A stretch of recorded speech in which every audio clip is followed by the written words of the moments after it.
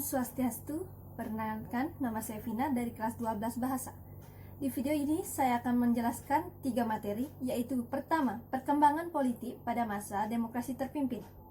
Yang kedua, pembebasan Irian Barat. Dan yang ketiga, perkembangan ekonomi pada masa demokrasi terpimpin. Materi pertama, perkembangan politik pada masa demokrasi terpimpin. 1. Dekret Presiden 5 Juli 1959. Pada pemilu tanggal 15 Desember 1955 berhasil memilih anggota DPR dan konstituante, dan pada tanggal 10 November konstituante dilantik.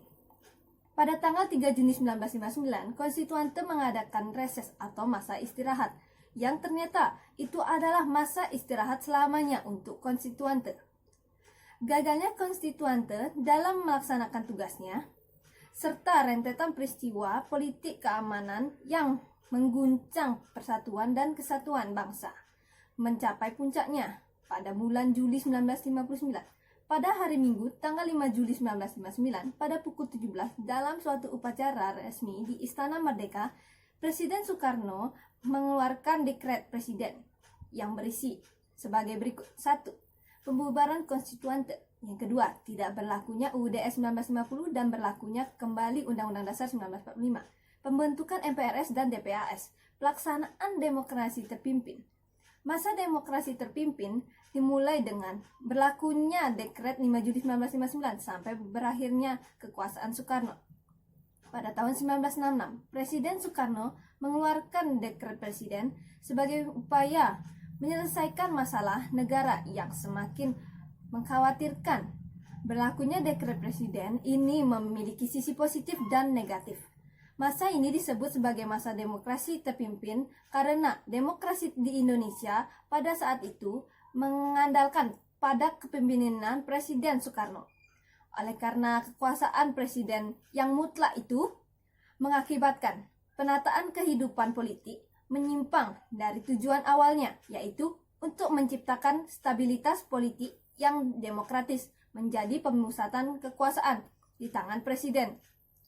Pembentukan MPRS. Pembentukan ini tidak sesuai dengan Undang-Undang Dasar 1945 karena pemilihan harus dengan pemilu, dan tugas MPRS hanya terbatas pada menetapkan garis-garis besar haluan negara (GBHN), pembubaran DPR dan pembentukan DPR GR karena DPR menolak APBN, maka pemerintah membukakan DPR dan menggantinya dengan DPR GR, dan hal ini juga tidak sesuai dengan Undang-Undang Dasar 1945 sebab di Undang-Undang Dasar 1945 Presiden tidak boleh membubarkan DPR. Pembentukan Dewan Pertimbangan Agung sementara. DPAS ini dibentuk berdasarkan Penetapan Presiden Nomor 3 Tahun 1959. Tugas DPAS ini adalah memberikan jawaban atas pertanyaan Presiden dan mengajukan usul kepada pemerintah.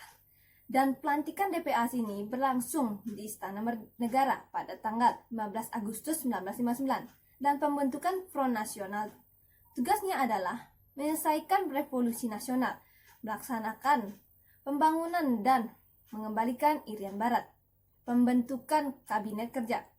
Pada 9 Juli 1959 dibentuk dan dilantik pada tanggal 10 Juli 1999 dengan programnya yang disebut Tri Program, yang isinya 1. Mencakup kebutuhan sandang pangan. 2. Menyelenggarakan keamanan rakyat dan negara. 3. Melanjutkan perjuangan menentang imperialisme ekonomi dan imperialisme politik Irian Barat. 3. Arah politik luar negeri Indonesia pada masa demokrasi terpimpin, yaitu peran aktif Indonesia pada awal masa demokrasi. Yang B. Konfrontasi dengan Malaysia. Yang C. Indonesia keluar dari keanggotaan PBB. Materi kedua yaitu pembebasan Irian Barat. Latar belakang perjuangan yaitu adanya perbedaan penafsiran antara Belanda dan Indonesia, yaitu Belanda tahu Indonesia hanya merundingkan masalah Irian Barat, bukan malam diserahkan kepada Indonesia. Tetapi Indonesia mengetahui informasi bahwa Irian Barat akan dirundingkan dan diserahkan kepada Indonesia. Perjuangan membebaskan Irian Barat, yaitu A. Perjuangan diplomasi, B. Konfrontasi ekonomi dan politik, C. Konfrontasi militer. Dan akhir pembebasan Irian Barat tanggal 1 Oktober 1962, kekuasaan Belanda atas Irian Barat berakhir dan secara resmi diserahkan kepada Indonesia pada tanggal 31 Desember 1963. Dan materi yang ketiga atau terakhir yaitu adalah perkembangan ekonomi pada masa demokrasi terpimpin. 1. Pembentukan Badan Perencanaan Pembangunan Nasional atau Bappenas.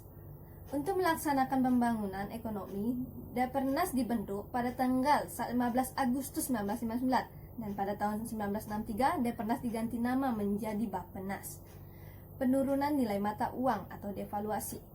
Usaha pemerintah yang dilakukan untuk membendung devaluasi tidak mampu mengatasi kemerosotan ekonomi.